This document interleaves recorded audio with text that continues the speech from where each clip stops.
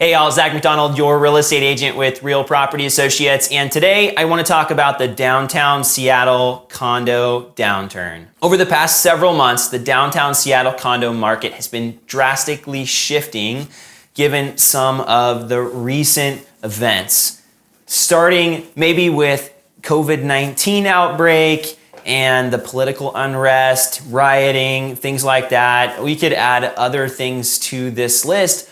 But if we're going to look at some of the contributing factors, we're probably going to be focusing on COVID-19 and some of the impacts of that on the office spaces and people commuting downtown and maybe their preferences changing, and then also focusing in on some of the political unrest and rioting that's been happening downtown.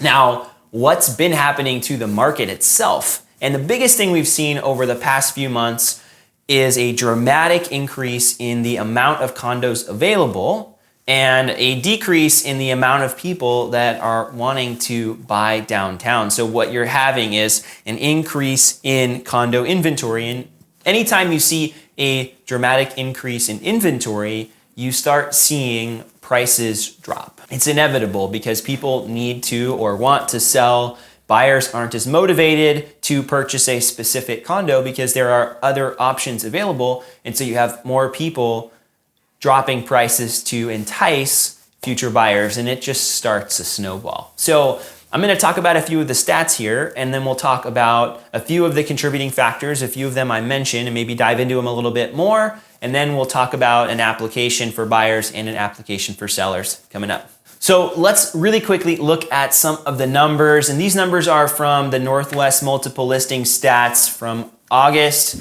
The inventory in the few of these neighborhoods, so I'll list off a few zip codes: 98121, 6.7 months of supply, and that's up over 100% from last year. 98101 is at 11.6 months of supply. And that's a 93.3% increase, so almost double as well. And then 98104, not as many condos available in this zip code normally, but they're at 11 months of supply at 52.8% increase. So we're seeing pretty dramatic increases in that supply number, like I was mentioning. Seattle as a whole is at 4.9 months of supply for condos, and that's up 48.5%. But you're seeing almost double that amount of inventory in the downtown core. And I bet these numbers are skewed towards downtown because a large majority of the condos in Seattle are going to be in this downtown area, or at least a good percentage. Let's take a look at the new listings in 98121, 68%, almost 69% increase. 98101, almost 100% increase, 96% increase. And in 98104, up 475%. Seattle as a whole is up 85.2% with new condo listings. So pretty big numbers across the board if we're looking at these numbers closely. Closed sales are down 20.7% in 98121. They're down 28.6% in 98101. Overall in Seattle, closed sales are down 1.3% for condos.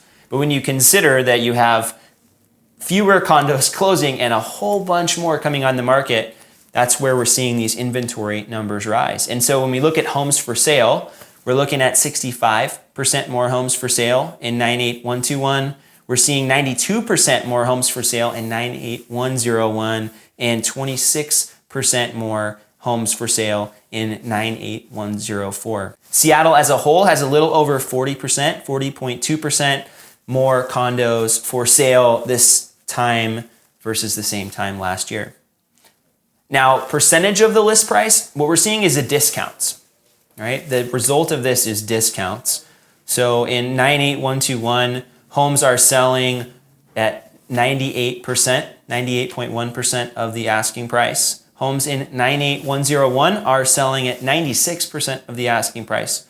And homes in 98104 are selling at 98.9% of the asking price. Overall, Seattle condos are selling at 99.1% of the asking price. Now, the numbers aren't as drastic on the price reductions, and part of that is because people are pricing aggressively to entice sales.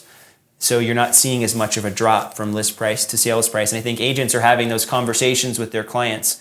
And I think specifically investors, people that don't live there, are thinking more of like, hey, we need to get this thing sold. The median sales price in 98101 down 12% at $640,000, and in 98104 down 12.6% at $615,000. Across Seattle though, condo prices are up 15.3%. All right, so we're talking about downtown being down, median sales price across Seattle up 15.3% at $490,000. Now the big question is why? What's going on? Is it a market, the whole market, or is it just downtown Seattle? And I think just looking at the numbers, looking at condos specifically in Seattle, overall condos in Seattle are doing just fine. And as we look at median sales price, it's up. But when we look at downtown specifically, we're seeing a drop in prices, an increase in inventory, and if we look closer, we're going to likely see this trend continuing. Why is that? And lots of people have been asking that question. I think the first thing is that people's priorities have changed since the COVID-19 pandemic first started. I have seen clients wanting to move farther and farther out of the city to get more space. And I think if we look at people's preferences, maybe walking to a restaurant or a bar isn't as important anymore because they're not going to go anyway. Or maybe riding in an elevator with 20 people up to the top floor isn't going to be that exciting anymore. Or hanging out on the rooftop deck of this beautiful downtown condo really just isn't as appealing anymore. Or breathing the same air recirculated in the condo, right? There's a whole bunch of things maybe that are a little less exciting than they used to be. And if you're in downtown, you want to be able to enjoy downtown. And people haven't been able to enjoy downtown Seattle like they were previously. And let's not forget work, right? A lot of people live downtown or close to downtown because they can get to work easily. But if you don't have to work downtown, if you work from home, like a lot of the downtown companies are doing right now, what's the point of living downtown? And then you start to think through like, well, if I didn't have to be close to work, if that was the top priority or one of them, where could I live? And then people start thinking, oh, I'd love a yard. I even did this. I'd love a yard. I'd love to have some space. I'd love to have a park in my backyard, a little playground for the kids, or I'd love a swimming pool so that we can go swimming in the summer because there's no swimming pools that are open. So you start to think through these things. I'd like an office so I can work from home. I'd like to have an extra bathroom. We're all crammed in here. All the things that maybe you would overlook previously, you start to desire and you start to think through what really matters in life, and maybe what you thought mattered when you look at everything again with a different lens, it doesn't matter anymore. So I think people's priorities have shifted for sure. Whether they're going to take action on that or not, it remains to be seen. We're not seeing dramatic shifts and movements of people. It's not like everybody's selling their house all of a sudden. But I think slowly over time, we'll see people start to maybe adjust their priorities, and that will reflect in their home purchases going forward. Another thing I'll add in here are the low interest rates. I think that the low interest rates have almost jump-started this process for people because they have to decide whether they want to stay in their house for at least a year and take a lower interest rate because they're so amazing, or do they want to buy something else and capitalize on these low interest rates? So I think the low interest rates have also helped be a catalyst for these decisions to be made. Maybe people were a little complacent about it, and then I was calling my clients to tell them the good news about the interest rates. Interest rates are at all-time lows, and they're even lower than when I was calling people. You should capitalize on this. Let me know if you'd like me to connect you with somebody, right?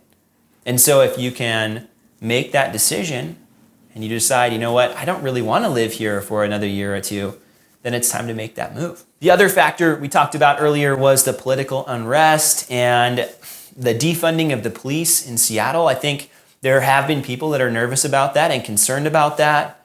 I think Seattle has always been the way it is. There's not any new surprises to me. I've lived here my whole life, and it's not like any of this is new or that particularly exciting to me. We've maybe gone a little farther than in the past. I think it does impact people's desire to live downtown when they think about, okay, well, do I feel safe here anymore? Do I feel like I can be here and walk around on the street?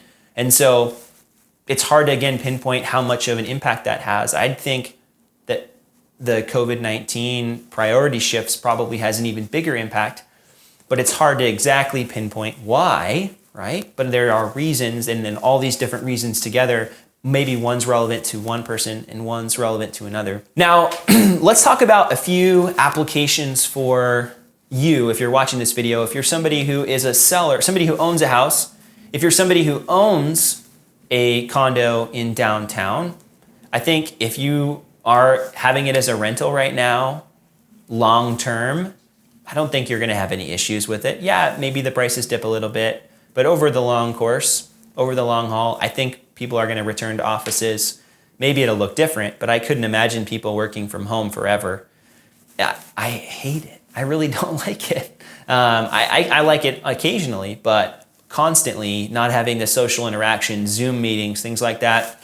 Maybe it's the way of the future forever, but I think most companies will push to at least have some kind of an office presence. Maybe it's not every day, but somewhat consistent. The other thing to consider as a seller is timing. If you plan to hold on to your condo for a long time, I don't think there's any issues with you holding on to it.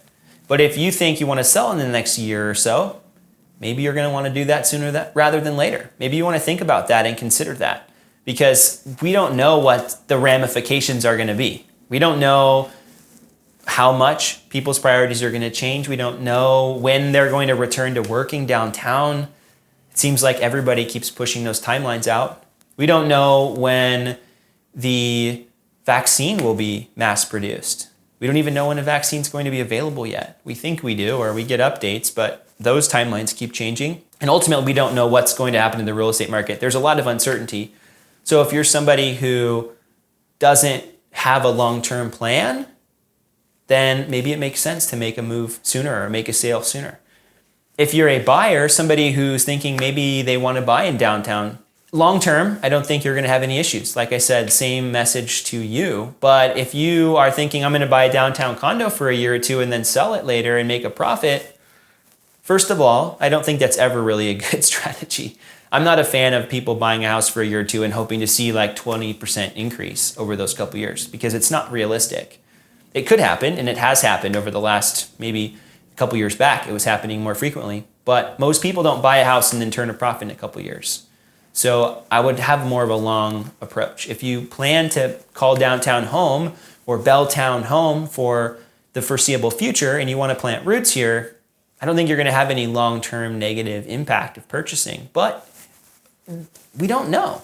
There's a lot of uncertainty. So I think as a buyer, if you're willing to engage with that uncertainty and wade out into it, you might get a little bit of a deal right now. And if you're a seller who wants to move on from your condo for whatever the reason is, you might want to do that sooner rather than later. Thank you so much for watching my video on the Seattle condo market's downturn. And if you watch this video all the way to the end, I know you got a little bit of value out of it. So please go ahead and hit that like button. And if you want to see other updates like this, I do a market update on the Seattle real estate market every single month. And all you got to do is hit that subscribe button.